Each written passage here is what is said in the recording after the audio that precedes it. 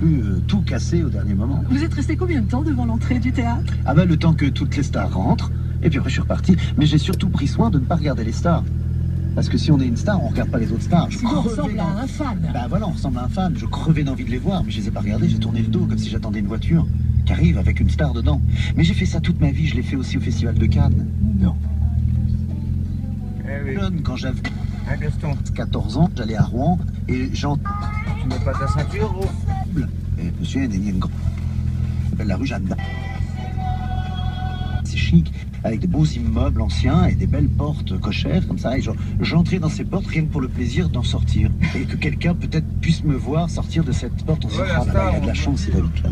Mais alors concrètement, Franck Dubosc, Concrètement, ce ça, je suis un peu con. Surtout ça. ce soir-là, devant le théâtre de l'Empire, vous espériez entrer en douce et assister à la cérémonie des Césars, Non. point, ou bien vous aviez le rêve fou, le rêve improbable d'être remarqué par un Pas du producteur? tout, pas du tout. Juste l'envie qu'on croit que j'en faisais partie.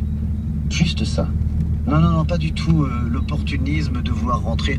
Non. J'avais pas le courage de ça. Et c'est même pour ça, je vais vous dire, bon, j'ai jamais raconté ça, mais qu'aujourd'hui, alors je vais pas au César et tout ça, je pourrais, mais j'y vais pas, mais quand dans une cérémonie, quand à Cannes, je monte les marches ou quoi, j'ai pas moins de plaisir, mais j'y suis presque habitué, puisque ça me donne le même plaisir que quand je le faisais en faux. C'est-à-dire que la première fois que j'ai monté les marches à Cannes, j'avais l'impression de l'avoir déjà fait, je l'ai fait en faux, donc le plaisir que ça procure, je l'avais déjà vécu. En tout cas, lorsque on fait semblant de faire partie du sérail, quand on est dans cette posture-là, c'est joyeux ou c'est quand même assez angoissant? Ça fait pitié quand on y pense même presque, mais c'est... Non, j'étais bien. Écoutez, je ressentais la même chose qu'aujourd'hui. Je ressentais la même chose. Vous étiez sur la rampe de lancement de votre vie. Oui, mais j'avais l'impression de... Non, j'avais même l'impression d'être au bout, moi. J'avais l'impression que j'aurais peut-être jamais ce succès jusqu'à ce point-là, parce que je visais pas aussi haut. Moi, je Et puis que, filme. bah voilà, là, c'était mon... J'avais au moins un smoking, j'étais à Paris, j'étais bien. Pour moi, j'étais à la limite du maximum de ce que je pouvais obtenir. Franck Dubosc, quand vous avez décidé finalement de plier bagages, vous avez repris le métro en smoking pour aller où? Non, je suis rentré à pied. Ah bah comme j'étais venu à pied, je suis rentré, j'avais à l'époque une chambre de bonne à Neuilly quand même. J'ai des chambres de bonne que dans des quartiers chics, parce qu'en général les chambres de bonne sont dans des quartiers chics. Mais elle faisait 8 mètres carrés 50. Exactement. La première devait faire 10 mètres, la deuxième que j'avais place de la Concorde, enfin au bout de la rue de Rivoli, elle faisait 9 mètres carrés. Ah oui, mais près de la place de la Concorde quand même. Bah ouais. 7e étage, j'avais pas vu sur la place de la Concorde, bien évidemment. Hein. Mais en écartant les bras, il restait 20 cm de chaque côté, j'avais calculé. C'est magnifique. Alors, à cet âge-là, Franck Dubosc, vous ne vouliez pas être humoriste. En fait, vous rêviez d'être James Dean. Ouais, d'être James Dean, Alain Delon, Belmondo, Maurice René, Depardieu, je m'aurais d'envie d'être ça. Pas du tout, hein, mais ça n'existait pas vraiment le métier d'humoriste. Il y avait Coluche. Mais Coluche, pour moi, c'était un métier d'être Coluche. Il n'y avait que lui. Aujourd'hui, il y a beaucoup de jeunes qui veulent faire humoriste parce qu'ils nous voient, nous, les plus anciens, faire du cinéma, faire des grosses salles, des gros zéniths, des palais des sports et tout ça. Ils nous voient faire ça, alors ils ont l'impression que c'est un métier plus... Alors qu'à l'époque, moi non, c'était, on était drôle. C'était pas un métier. Je sais pas si je m'exprime bien, mais c'était ça. C'était, voilà, on était un Coluche, on pouvait pas être... Alors il y en avait eu d'autres avant. Moi j'étais très fan de Roger Pire et Jean-Marc Thibault, tout ça, mais il n'y avait pas la notion d'aller les voir sur scène. Là aujourd'hui, on passe, on est en tournée, on vend des billets, les gens viennent nous voir. Il n'y avait pas ça avant. Enfin, il y avait peut-être, en tout cas moi j'étais pas au courant, puis j'avais pas les moyens d'aller voir un artiste sur scène à l'époque.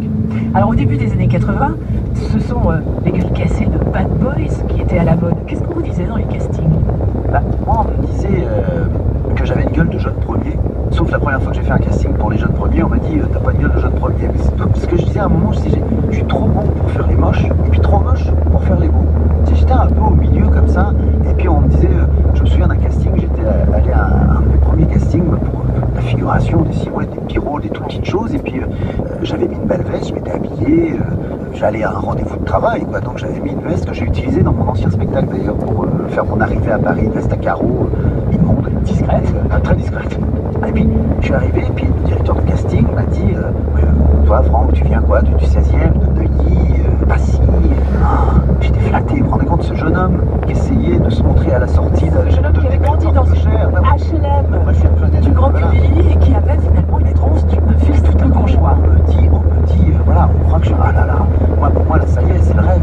On puisse croire ça. Comme ça, on veut toujours ce qu'on n'a pas. Hein. Et puis j'ai dit oui.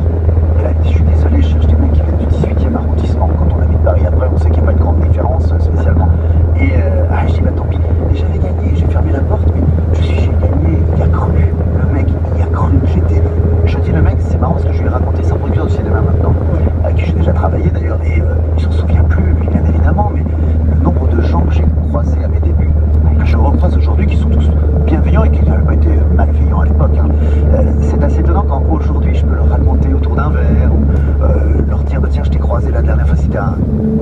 France, producteur de cinéma qui fait des gros films aussi américains, on dînait ensemble et je lui racontais qu'un de mes premiers castings c'était pour un de ses films. Et, ah mais pourquoi tu...